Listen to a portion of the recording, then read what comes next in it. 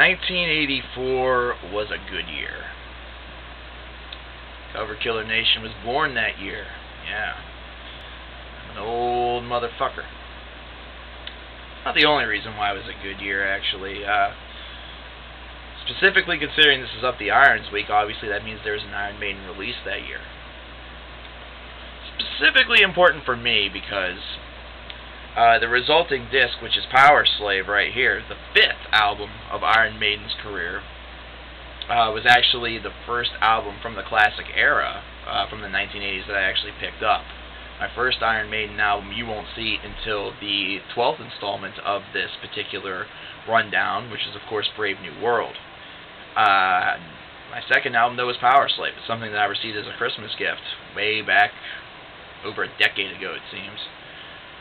Now, the past two albums we've been talking about two different things. Of course, Number of the Beast was not only a transitional album as far as vocalism was concerned, but it was also a landmark album for Iron Maiden. It really cemented this 80s sound that everybody seems to talk about.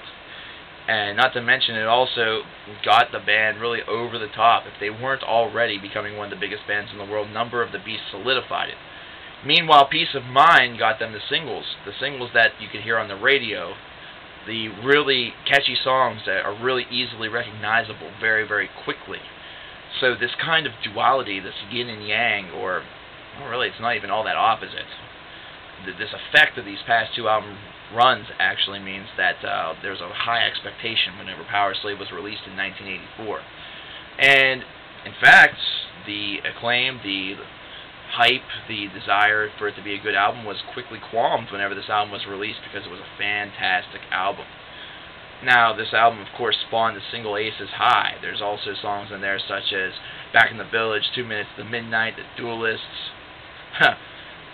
And of course, nothing and no album review of Powerslave would be complete without mentioning the massive Rime of the Ancient Mariner, the longest Iron Maiden song to date, over 13 minutes long.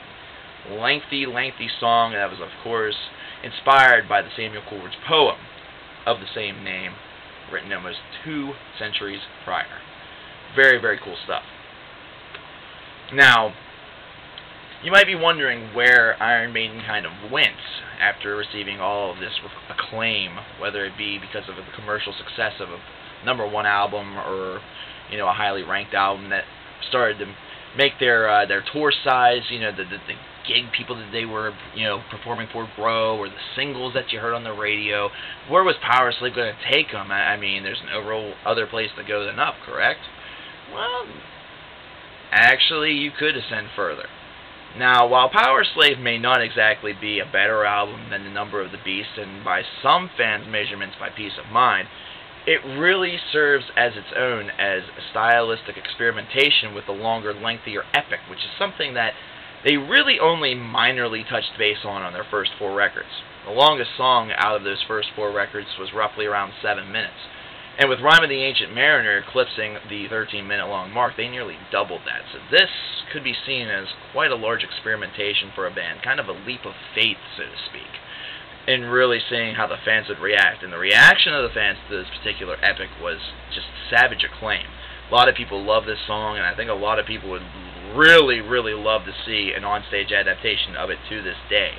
Something that fans, I'm sure, were privy to see during the World Slavery Tour, which took place during 84 and 85. During this time period, if you couldn't imagine them playing to more fans, well, let me just sit here and read you some of the notes. 2 Minutes to Midnight was released on August the 18th as a single. The album Powerslave itself was released on September the 15th. However, the 11th of January, they played Rockin' Rio. Now, of course, we remember Rockin' Rio as a live album that they produced almost 20 years later. However, this particular tour, they played and performed in front of an estimated 200,000 fans. One arena, one time. Try to fit that many fans into an arena these days, especially in America. Rockin' Rio, of course, not exactly America, but just think about it. It's absolutely absurd. It's literally a sea of humanity. You've heard that term before. You've heard it whenever people have been describing 14,000, 50,000, 210,000 fans. It's insane. really shows you where Iron Maiden had really gone to, the heights that they had really ascended to. Now, one thing that Powerslave was also getting fans ready for was their real big delving and diving into thematic composition.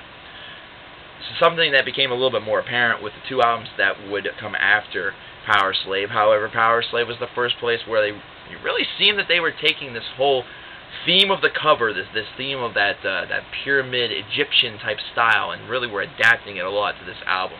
And it's something that they took very seriously. It was something that you saw a whole lot more on the live tour with the imagery that you were able to see on the stage. Something that you obviously saw on the album cover, and really just the tone of the song even somewhat. I mean, you're not necessarily going to see some blatant Egyptian theme on each and every track like you may hear perhaps on a Symphony X track that would bear the same name of Egypt or something like that. But it's actually something that whenever you listen to the album, you almost get the feeling, you almost get the hints, you're almost transported back in time. And while this isn't exactly the best and most classic representation of that, where it's something that, you know, is apparent throughout, it's something that got you prepared for the two albums that came after it, Somewhere in Time and especially Seventh Son of the Seventh Son. It made you prepared and made you think that Iron Maiden may just be a band that is willing to dive into the exploratory territory that usually it was only explored by prog rock of a concept album. It was a very, very far-fetched thought, especially for something such as new wave of British heavy metal. However, this is something that they were turning closer and closer to becoming a full-fledged force doing. Powerslave served as the perfect experiment, and really, if anything, if this CD would not have sold well or anything like that, then that thematic element may have been dropped completely. However, the best part about this particular story is that it's a story that has a happy ending. It's a story where Powerslave was very well received by fans. In fact, on some websites, some fans, some purists, it's actually considered to be better than its predecessor, Peace of Mind. Maybe close to being on par with Number of the Beast. Other people may disagree. In my personal opinion, whenever I compare Peace of Mind, Number of the Beast, and Powerslave, I go with the purists that go Number of the Beast, Powerslave, Peace of Mind. That's just my personal opinion. Now, I know I haven't given scores on these past couple of records. For Peace of Mind, I'd probably give it about an 8. Powerslave, I actually give a solid 8.25. This is not only one of my first Iron Maiden albums, one of my first exposures to this band, but it's also one of the best. It's one of the albums that I return to the most frequently, just simply because it gives me that feel, that theme, that element, that certain something that's really difficult to really put into words what music is really all about. Not necessarily what you're able to explain, but that unexplained little feeling in the back of your mind that you feel like perhaps you could put into words, but whenever you attempt to do it, it just all comes out wrong, and it doesn't fully explain. It doesn't fully conjure up the feeling that you actually get whenever you're listening to the masterpiece. So Powerslave in 1984. Maybe it's just fate that I love this record as much as I do, considering it was released on my birth year. Whenever it was released, I was roughly 2 months, 3 months old. Maybe it's fate, but maybe it's something more. Maybe it's just the fact that Powerslave is that powerful.